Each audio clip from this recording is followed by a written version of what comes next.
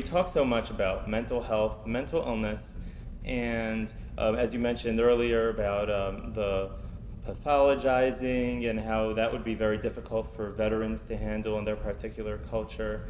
And others also have a lot of difficulty with diagnosis. That's particularly challenging for people when somebody, when let's say they see a psychiatrist who says, you have major depression, you have bipolar disorder, you have schizophrenia. It's sometimes very difficult to accept the label or the diagnosis. So what really defines something as mental illness?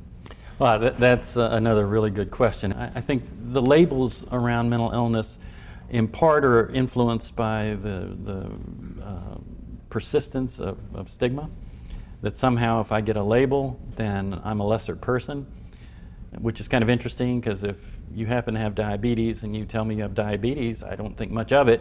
Unless you started gobbling a lot of chocolate or something, then I would try to caution you. But other than that, you think nothing of it. We live with a number of kinds of health conditions over the course of our life. But these have received a certain kind of public image that is hard to swallow. I think that's one answer. Others are that historically there has been some difficulty in the reliability of diagnoses. People who are seen at a certain time may look to have one condition. If they're seen another time, they may look to have a different condition, and that may lead to some confusion about what's really going on in their life. I think for a general audience member, a couple of things to keep in mind. If you're talking about feeling anxious, all of us feel anxious at some time in our life. In fact, anxiety is not necessarily a bad thing. It can motivate us at times when we may need it. Where I would tell somebody if they had questions about anxiety, go see somebody, would be when that anxiety gets in your way. It makes you avoid situations. It makes you uneasy in certain kind of social environments, so uneasy that you're unable to accomplish what you need to accomplish in your life.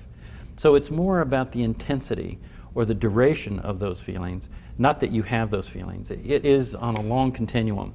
And most of us will experience those feelings in our life, but they don't interfere with our ability to conduct our life. Sadness is another thing. We will all have losses in our life and we'll experience sadness. And that's a very normal life process, and we shouldn't pathologize that either.